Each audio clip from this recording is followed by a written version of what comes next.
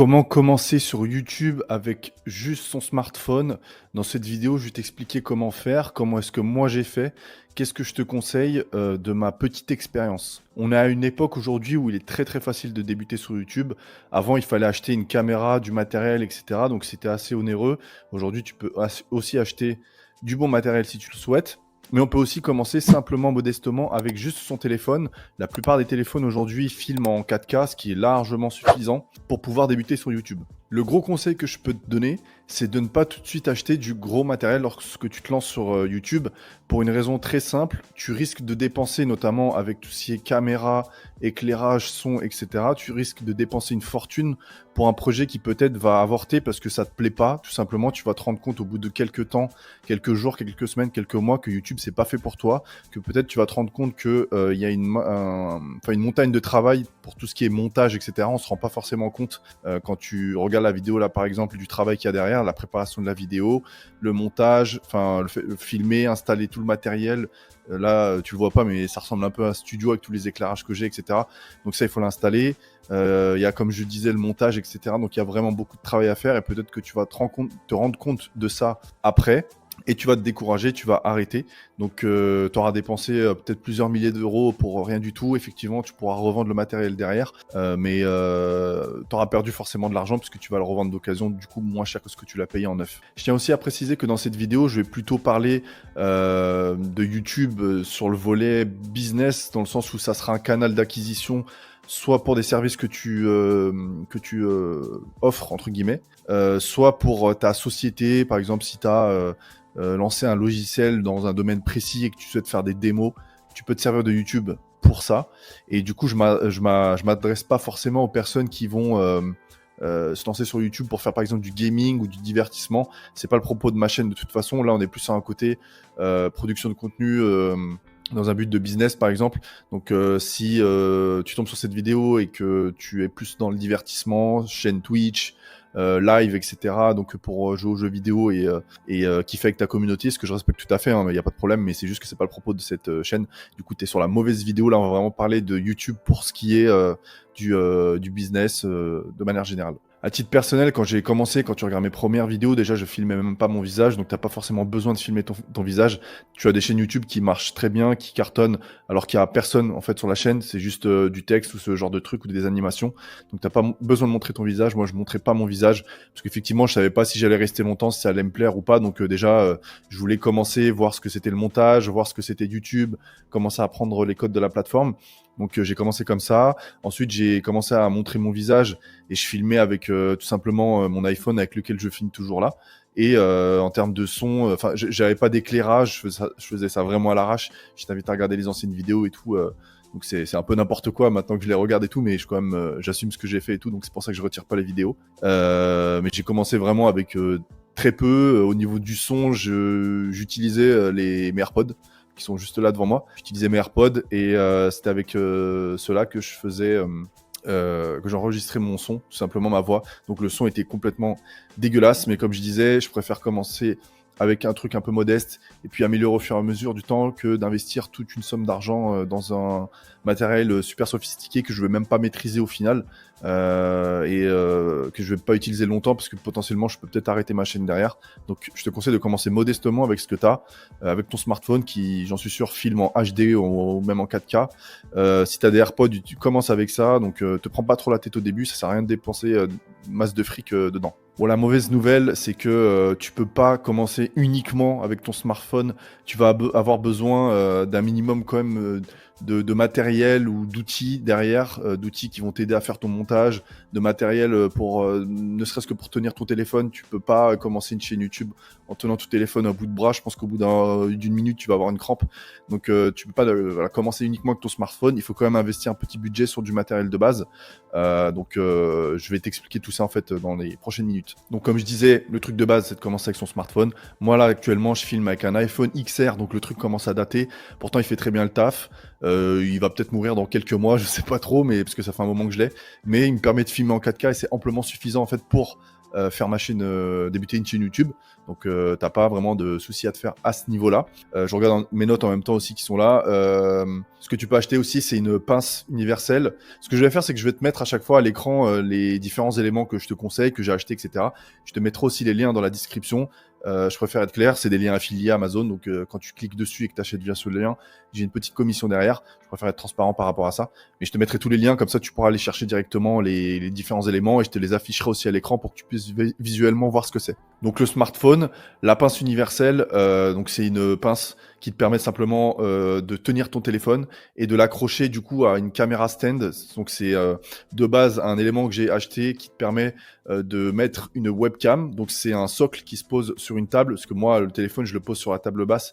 J'ai pas comment dire un tripode géant qui me permet de poser mon téléphone dessus.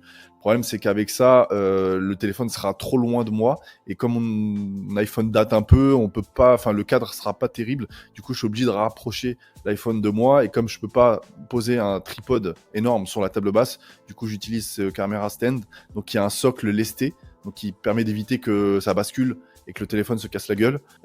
Donc et t'as un bras qui te permet de manipuler tout ça.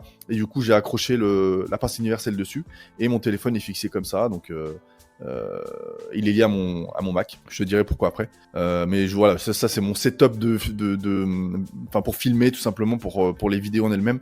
C'est assez simple, c'est pas très compliqué à mettre en place.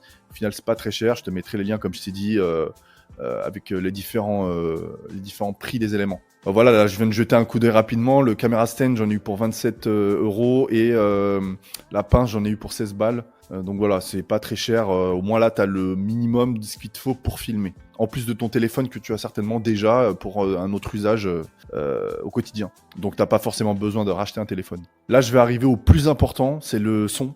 Donc contrairement à ce qu'on croit, quand on lance une chaîne YouTube, le plus important, c'est pas forcément le décor derrière ou alors la qualité de la caméra. C'est surtout le son. Hein. Le son, si le son est catastrophique, les gens ils vont se barrer de ta vidéo. Donc faut vraiment le travailler. Moi j'ai commencé avec mes AirPods et maintenant quand je réécoute mes anciennes vidéos, quand je visualise mes anciennes vidéos, je me dis que le son il était vraiment catastrophique avec les AirPods, c'était vraiment n'importe quoi. Mais bon, à ce moment-là, je n'avais pas encore de micro, donc je me lançais quand même avec ce que j'avais. Et là j'ai acheté un micro, pourtant qui est un micro bas de gamme, et je me rends compte que l'expérience utilisateur est beaucoup plus intéressante quand on a un micro qui fait le taf. Donc au niveau du micro, tu as plusieurs possibilités. Soit tu achètes un dictaphone, ce que j'avais avant, j'avais un dictaphone Sony, pareil, je te le mettrai à l'écran. Pour le coup, il était assez cher, je crois qu'il était pas loin des 200 €, mais le son était incroyable. En gros, ce que tu fais, c'est que tu prends un dictaphone, tu vas l'attacher, le dictaphone en question Sony, je l'attachais juste ici. C'était sous forme de pince. Et ensuite, je lançais l'enregistrement de l'audio et je lançais l'enregistrement de la caméra. Donc ça, c'était sur une ancienne chaîne YouTube que j'avais, que j'ai supprimée depuis, qui était un peu aussi autour de la thématique du marketing. Et en fait, j'utilisais ça et le son était juste magnifique. Sauf que ce truc-là, je l'ai perdu entre deux déménagements, je sais pas où je l'ai foutu, donc j'ai un peu les boules et flemme de remettre 200 balles dedans. Mais peut-être que plus tard, je le rachèterai.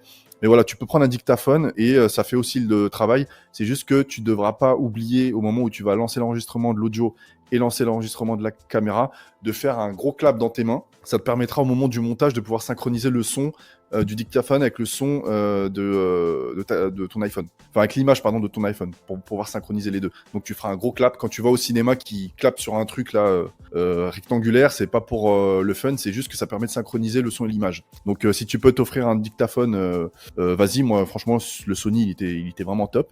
Sinon, tu as une autre solution, c'est d'avoir un micro cravate. Je sais que tu as la marque Boya, je crois, qui en fait. C'est un truc que tu vas venir accrocher ici, qui va être soit lié à ton iPhone ou soit sans fil. Tu peux aussi acheter ça. Moi, ce que j'aime bien avec le dictaphone ou le micro cravate, c'est que tu as une liberté dans tes mouvements.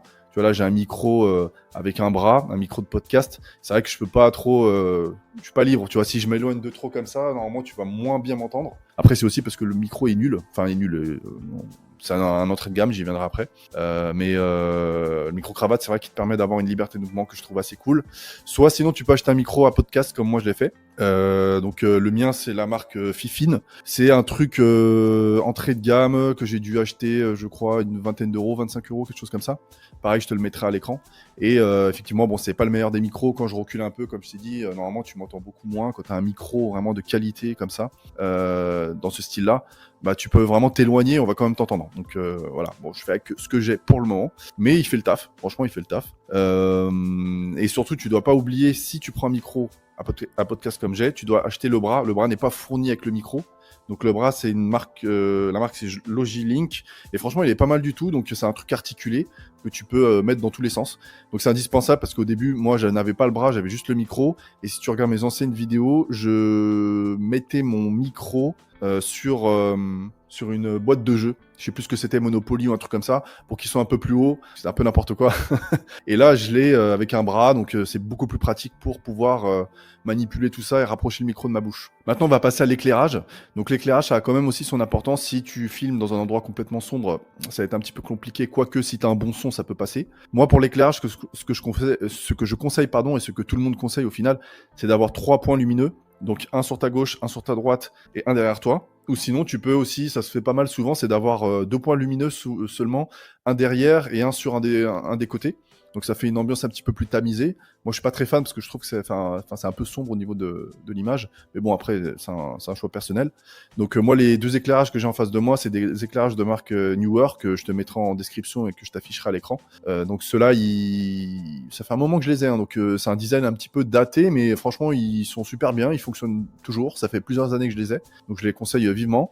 Et la lumière que j'ai derrière moi, donc la lumière qui est derrière, c'est simplement pour détacher un petit peu du fond. C'est un petit peu à ça. Et c'est juste une lumière que j'ai dans ma chambre et que je mets là. Donc c'est une lampe, je sais pas c'est quelle marque, hein, c'est des lampes que tu trouves dans le commerce. Donc tu peux prendre ça si ça s'y prête bien. Moi ça le fait, je trouve. Donc voilà. Et sinon tu as l'option d'avoir un néon, ça c'est un peu un bonus. Donc la marque, je l'ai noté, c'est Ambitful et ça permet de mettre une petite ambiance. Bah d'ailleurs, il a plus de batterie, il vient de s'éteindre. Je pense que tu l'as remarqué, c'est éteint en live. Le problème, c'est que la batterie, elle tient pas super longtemps. Là, c'est la deuxième vidéo que je tourne. Il est totalement brûlant, le truc, et il s'est déjà éteint. Donc ça ressemble à ça. Là, je peux pas le rallumer. Hein. Puis derrière, t'as des réglages. Donc voilà. Je le conseille aussi, mais ça c'est optionnel, hein. C'est juste pour ramener une petite ambiance un peu plus sympa.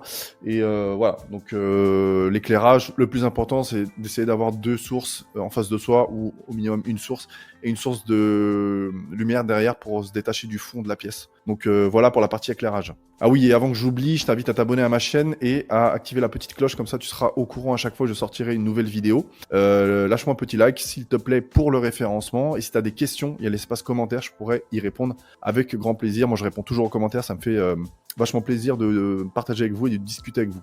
Donc voilà la petite parenthèse publicité, on retourne au sujet de la vidéo. Donc une fois que tu as tout ton éclairage, que tu as tout ce qu'il faut pour filmer, que tu as le son, etc. et que tu es en mesure de tourner, tu fais ta vidéo et ensuite il va falloir monter cette vidéo. Donc avoir un logiciel de montage, c'est indispensable.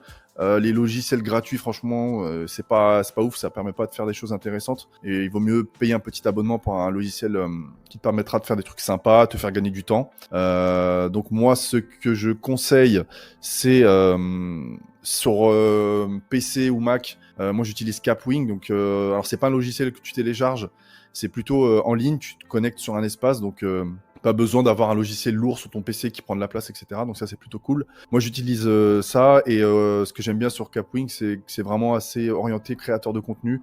C'est pas comme Adobe Premiere Pro ou ce genre de logiciels qui sont assez complexes à prendre en main. Celui-là, il est très facile. Et ce que j'aime bien, c'est qu'il y a une fonctionnalité à l'intelligence artificielle qui permet de découper les rushs automatiquement. Donc, il va repérer les blancs, les hésitations, etc. Il va les couper. Donc, ça fait gagner énormément de temps dans le montage. Et tu peux avoir un espace collaboratif. Si tu as, par exemple, dans ton équipe, un monteur, etc., tu peux lui partager l'accès et puis il peut monter tes projets et tout. Franchement, je conseille. Moi, j'ai un abonnement à 24 € par mois qui est amplement suffisant pour ce que je souhaite faire. Et tu as aussi une autre intelligence artificielle qui te permet de transformer tes vidéos en short ou en TikTok ou en Reels Instagram. Donc ça aussi, c'est bien pour recycler ton contenu. Et si t'es uniquement sur smartphone, sache que tu peux quand même faire du montage. Tu as par exemple LumaFusion que j'utilisais à l'époque parce que moi je filmais et je montais uniquement sur mon smartphone de l'époque. C'est un iPhone 6, donc ça date. Et LumaFusion me permettait, j'avais un abonnement je crois à 20 € par mois, il me permettait de faire du montage assez sympa sur mon smartphone, pardon, sans passer par comment dire, sans passer par mon PC. Donc ça, c'est vraiment cool. Sinon, tu as, je crois, CapCut qui permet de faire ça aussi. Donc il y a le logiciel de montage qui est qui a le vent en poupe en ce moment. Donc tu peux aussi t'orienter sur ça. Voilà, sur le côté logiciel de montage qui est super important pour la suite une fois que tu as tourné ta vidéo. Et je me rends compte, j'espère que tu n'entends pas les sirènes juste à côté, parce que je crois qu'en ce moment il y a des manifestations d'agriculteurs sur Paris. Du coup là on entend la police dans tous les sens. J'espère que tu les entends pas. Moi je les entends en tout cas. Bref, parenthèse fermée. J'ai oublié de parler en fait du logiciel qui te permet d'enregistrer ton écran. Si tu fais un peu comme moi où tu montres ton écran, t'expliques des choses, etc. Tu as besoin d'un logiciel pour partager ton écran. Donc tu en as plusieurs sur le marché. Le plus connu c'est Loom. Moi je suis pas très fan. J'ai utilisé un moment, mais je trouve que l'interface est pas terrible. Donc je l'ai délaissé à un moment donné. J'ai basculé sur Tela TV. Donc peut-être tous les logiciels dont je te parle, peut-être qu'un jour je ferai une démo si tu en as l'intérêt, toi, si ça t'intéresse, n'hésite pas à me le dire. Mais Tela TV, c'est un peu comme Loom, mais avec une UX beaucoup plus intéressante. Je sais pas si tu vois, souvent sur mon écran, tu as une espèce de cadre avec un contouring noir et puis un fond bleu, etc. Donc ça, c'est fait avec Tela TV. Je trouve que visuellement, c'est plus sympa quand tu partages des choses. Là, je vais pas l'expliquer Tela TV. Je ferai peut-être une autre vidéo pour rentrer un petit peu plus dans le détail de ce que tu peux faire avec. Là, je l'évoque juste. Donc, c'est un abonnement que j'ai de $19 par mois et qui m'a amplement suffisant en fait pour faire tous mes montages, etc. Donc, c'est un outil que je te recommande vivement. Et pareil, tu as le lien affilié que je mettrai si je réussis à obtenir le lien parce que je leur ai passé la demande. Mais si je l'ai, je te le mettrai dans l'espace description de la vidéo. Comme ça, tu pourras cliquer dessus et me soutenir aussi un petit peu dans mon travail au quotidien. Donc voilà, je pense avoir fait le tour du sujet. Donc si tu souhaites commencer avec uniquement un smartphone sur YouTube, tu peux le faire, il n'y a pas de problème, surtout que les smartphones aujourd'hui filment très bien. Après, comme je t'ai dit, tu vas avoir besoin d'autre chose que ton smartphone parce que tu peux pas uniquement commencer avec ton téléphone et puis te filmer comme ça et tout, c'est un peu compliqué. Voilà, si tu peux avoir les éléments que j'ai cités, au minima avoir un bon micro. C'est très important. Et un élément pour soutenir ta caméra, la tenir, faire en sorte qu'elle soit fixe. C'est vraiment la base. Après, l'éclairage, au pire, tu peux te mettre en face de ta fenêtre la journée. Si tu es face au soleil, la lumière naturelle, c'est très bien aussi pour éclairer. Hein. Mais si tu es dans un endroit, moi par exemple, j'habite sur Cours, le soleil il tape pas forcément chez moi. Du coup, l'éclairage est pas terrible. Donc, j'ai mes lumières là qui me permettent d'éclairer tout ce que je fais. Sinon, tu peux prendre une ring light. Aussi, je suis pas très fan parce que moi, par exemple, qui ai des lunettes, quand j'ai une ring light, on la voit en fait dans les lunettes, donc ça fait un espèce de rond blanc autour de ma pupille. C'est pas terrible, je suis pas un grand fan. Voilà. Je pense que tu peux commencer avec pas grand chose, avec ton téléphone et quelques petits éléments à côté, et ensuite tenter l'aventure YouTube que je te conseille de faire. Franchement, c'est une très belle aventure. Et au début, c'est dur parce que c'est pas facile de parler devant une caméra, c'est pas facile d'être seul dans une pièce et de parler. Là, il y a personne qui me pose de questions, il y a personne qui interagit avec moi. Je suis juste en train de parler. Moi, en face de moi, j'ai un bout de plastique, j'ai un téléphone, donc j'ai personne. Au début, c'est assez dur, mais on s'y fait petit à petit. Mais voilà. Je t'invite à tenter l'aventure. Et c'est la fin de la vidéo. J'espère que ça t'a plu, que tu as appris pas mal de choses. Si tu as des questions, tu as l'espace commentaire comme d'habitude. N'hésite pas à poser, à me mettre toutes tes interrogations. J'y réponds toujours avec grand plaisir. Je réponds toujours à tous les commentaires. Et je te dis à la semaine prochaine pour une prochaine vidéo sur un autre sujet. Et d'ici là, porte-toi bien. Salut!